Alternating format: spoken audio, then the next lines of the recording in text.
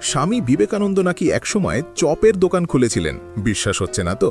ব্রিটিশদের বিখ্যাত রেস্তোরাঁকে টেক্কা দিতে তিনি কোমরে গামছা বেঁধে কি করেছিলেন জানেন? তখন কলকাতায় সাহেবদের খুব নামকরা দোকান ছিল গ্রেগস।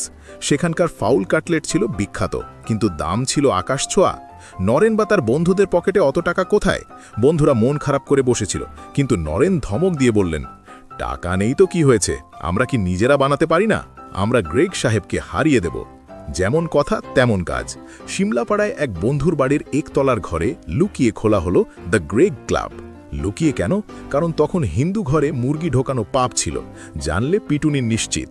সব বন্ধুরা চাঁদা তুলে শেয়ার হোল্ডার হলো, আর হেড কুক বা প্রধান রাঁধুনি হলেন স্বয়ং নরেন্দ্রনাথ।